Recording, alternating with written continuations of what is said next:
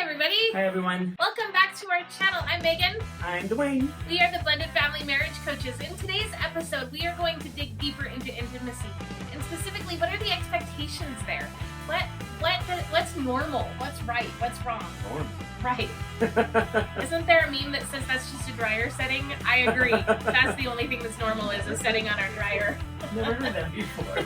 That's what you're going to get in this video. We're going to talk about realistic expectations in your marriage for intimacy. We're going to talk about how to set those expectations with each other, and we're going to really talk about the prioritizing and the minimizing. So don't forget to subscribe to our channel if you like this video. Give us a like, leave us a comment. Just let us know that you're out there watching because we're super excited to do these videos for you. We've had a ton of feedback on these intimacy videos. I'm excited to deliver them to you. Obviously, we've hit a touchy subject in your blended family marriage. So make sure you subscribe to our channel and like this video to see more like it. So we're just gonna jump right in. I have studied intimacy hugely. That was one of the biggest things that I was really drawn to in not only Dwayne and I's marriage and improving it in our marriage, but also through my studies. So we're not only stealing the research from others, we ourselves have implemented this into our marriage, and we've seen huge improvements in our intimacy, as well as helped other couples improve the intimacy in their marriage. Last week, if you remember, if you want to check out that video, I did an interview with Mary Whitman-Ortiz. You can check it out by clicking on this video right here. I always put him over Dwayne's face, and it makes me laugh every time. We did a really good interview, and one of the things that she said was, and I'm going to try to paraphrase this, excuse me if I get tongue-tied. So a woman in the marriage expects normal sex drive, normal intimacy requirements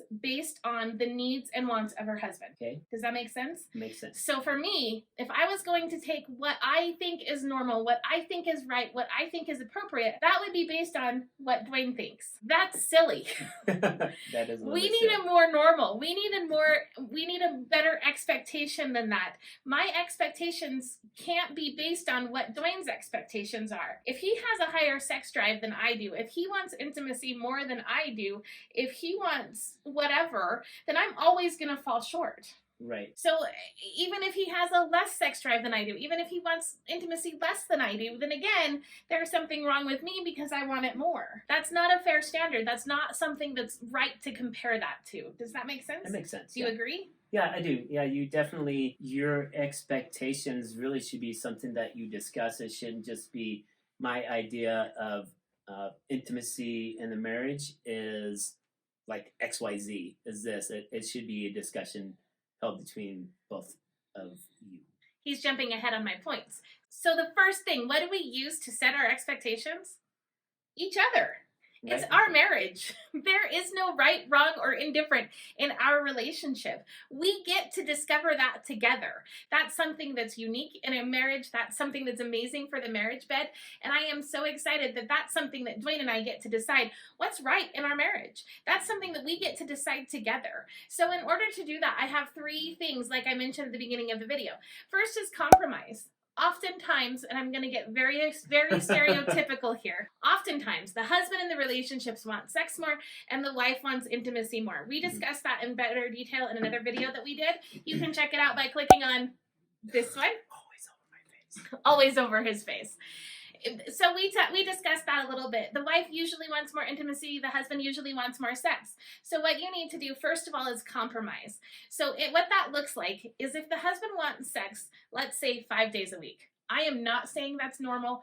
I am not saying that's an expectation. I am using this as an example. So let's say the husband wants sex 5 days a week. Let's say the wife doesn't. The wife doesn't want sex 5 days a week. In fact, she might be happy with one.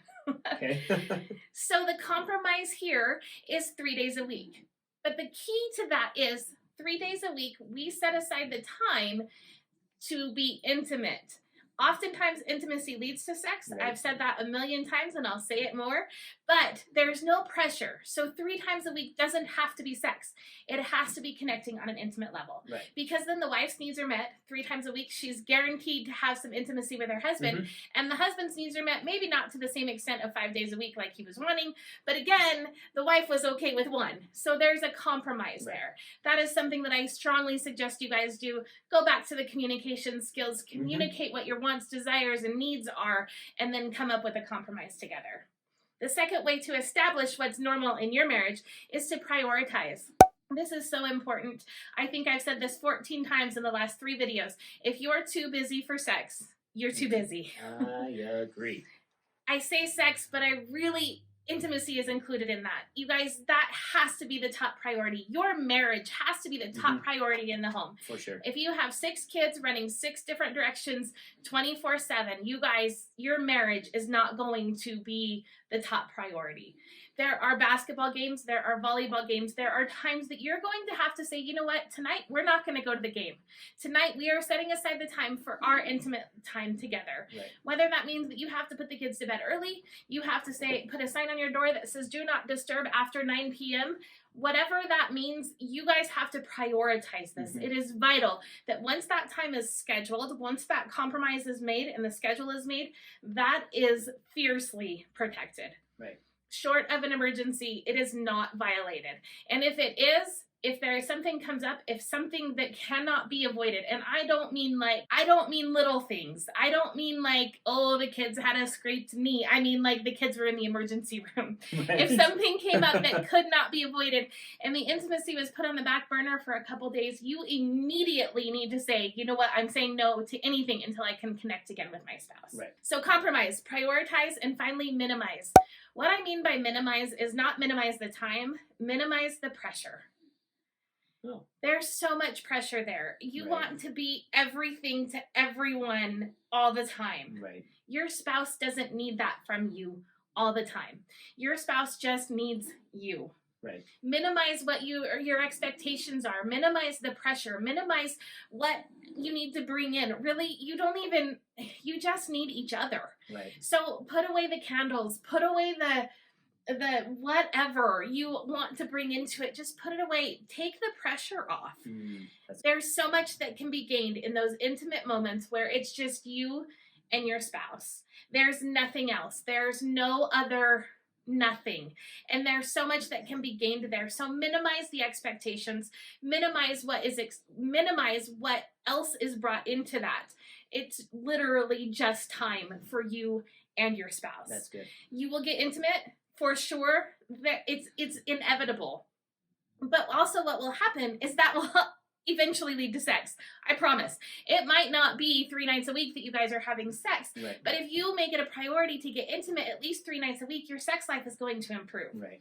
So those are the 3 things: compromise, prioritize, and minimize. I do have a guide on how to improve the intimacy in your marriage. If you guys want that, it'll be in the description below. I hope you guys implement this in your marriage. Right. Leave us a comment below. Let us know what you're going to work on. Let us know what you need to work on. Let us know some of the communication issues that you might have in discussing this with your husband or wife. And remember, you guys are the ones that decide what's normal. You guys are the ones that get to decide what's normal for your marriage, what's normal for your relationship. That's not up to anybody else. So don't put those standards on anybody else. If you liked our video, make sure to give it a thumbs up. Don't forget to subscribe and ring the bell to get a notification every single time we post videos like this. We post a new video every Tuesday and Saturday from the Blended Family Marriage Coaches. Thanks again for joining us. Thanks, we everyone. sure appreciate you guys. See Bye. ya.